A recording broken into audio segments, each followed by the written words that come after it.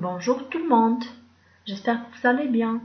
On va continuer nos cours à distance et on est toujours dans l'unité didactique numéro 5 intitulée Mon environnement. Dans la troisième semaine de cette unité, on commence comme d'habitude avec la lecture et compréhension du texte, puis on fera les exercices de compréhension du cahier d'activité numéro 2. Et après, on terminera par faire une petite copie d'un petit paragraphe que vous allez m'envoyer par la suite sur ma boîte email. Alors, on commence. Le texte est le suivant. Alors, tout d'abord, on avait dit que deux éléments essentiels qui nous donnent une idée générale sur le texte avant de le lire. Vous les avez reconnus? Oui, très bien, c'est le titre. Alors, une fois que je lis le titre, il me donne une idée sur le texte.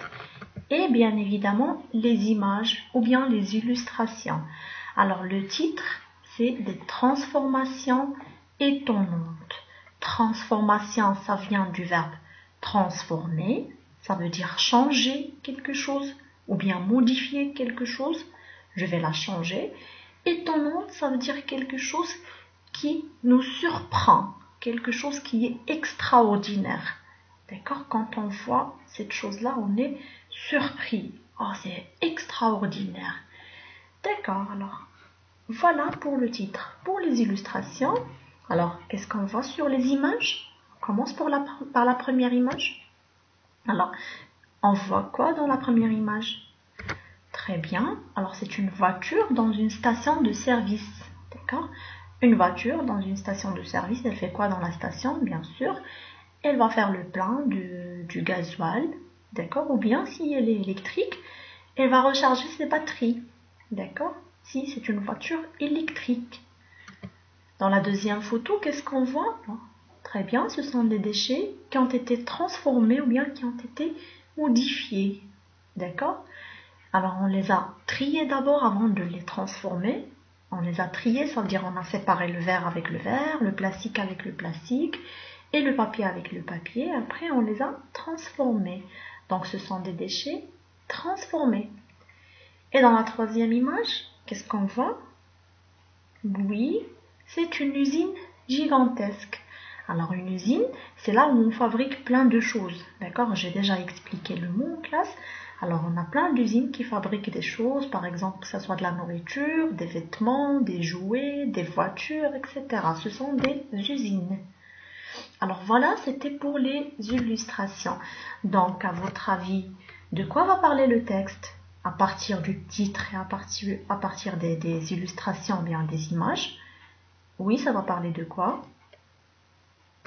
Très bien, donc il va parler des déchets transformés en matière comestible.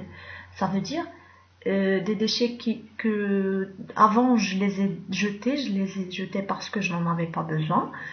Mais quand on va les transformer, alors on va transformer ces déchets en une matière que j'en aurai besoin par la suite. Soit c'est de l'électricité par exemple, soit c'est quelque chose, je ne sais pas, en plastique, ou bien je vais en avoir besoin, par exemple dans des usines. Alors on verra tout ça quand on va lire le texte. Alors voilà, c'était les hypothèses qu'on avait fait ensemble.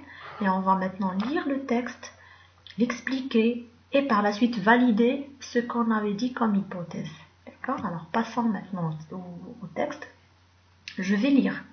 Des transformations étonnantes. Sais-tu que certains déchets peuvent être transformés de façon surprenante? Certains végétaux peuvent être transformés en gaz qui servira à produire de l'électricité. Le plastique, une fois recyclé, peut servir à fabriquer des sacs ou des vêtements. Les déchets qui ne peuvent pas être recyclés sont brûlés dans des usines ou rassemblés dans des centres protégés. D'accord, je reprends. Alors, sais-tu que certains déchets, alors quelques déchets, ils peuvent être transformés, mais de façon surprenante. Ça veut dire c'est étonnant ce qu'ils peuvent devenir ces déchets. Alors, il y en a certains déchets végétaux, d'accord, qui peuvent être transformés en gaz. Alors, on va les brûler, d'accord, et ça va nous donner du gaz qui servira à produire de l'électricité. D'accord? Alors, quand on va prendre ces déchets végétaux, d'accord, ou bien quand on avait dit dans le texte numéro 1, c'était des déchets par exemple agricoles, on va les brûler, c'est-à-dire on va les mettre dans du feu. Ça va nous donner du gaz. Alors ce gaz va nous produire de l'électricité. D'accord? Et l'électricité, on en aura besoin à la maison, d'accord, pour allumer la télévision, pour nos appareils électroménagers, ou bien si par exemple papa achète une voiture électrique, on en aura besoin, d'accord. Maintenant, le plastique, une fois recyclé, peut servir à fabriquer des sacs ou des vêtements. Alors, le plastique, c'est des déchets, d'accord. On l'a trié d'abord. Alors, quand on jette des déchets, on les trie selon le plastique, le verre, le papier, etc. Quand il est recyclé, c'est-à-dire quand il est réutilisé, on peut le transformer pour fabriquer soit des sacs, soit des vêtements. D'accord? On est d'accord là-dessus. Et après, les déchets qui ne peuvent pas être recyclés sont brûlés dans des usines ou rassemblés dans des centres protégés. Alors, certains déchets, ils ne peuvent pas être recyclés. On ne peut pas les transformer parce que ce sont des déchets toxiques, des déchets qui font mal aux êtres humains. D'accord? On ne peut pas les recycler. Qu'est-ce qu'on fait à ces déchets? On va les ramener dans des usines spéciales. D'accord? Et par la suite, on va les traiter d'une manière spéciale. On va les laisser là. Et après, on va les rassembler dans des centres protégés pour les transformer ou bien pour s'en débarrasser, etc. D'accord? Là, c'est une autre méthode à suivre. Alors voilà, c'était le texte. Alors il parlait évidemment des déchets qui ont été transformés. Alors regardez, à partir des déchets, on peut fabriquer de l'électricité. À partir des déchets, on peut fabriquer des vêtements et des sacs. Et bien évidemment, certains déchets, ils ne peuvent pas être recyclés. On va les ramener dans des usines spéciales et ils seront traités par la suite avec une autre méthode. Alors, qu'est-ce qu'on peut fabriquer avec des végétaux? Dans le texte, on a dit avec des végétaux, on peut fabriquer de l'électricité. D'accord? Alors, et les déchets non recyclés? Les déchets qui ne peuvent pas être recyclés, ils sont stockés dans des usines, ou bien on les ramène dans des usines spéciales. Alors voilà, c'était tout pour le texte. Alors maintenant, vous allez prendre votre cahier d'activité, d'accord? Après avoir bien lu le texte, d'accord? On va essayer de répondre à ces questions de la page 52. Et après, vous allez m'envoyer les exercices par email. Alors, on passe maintenant pour la copie.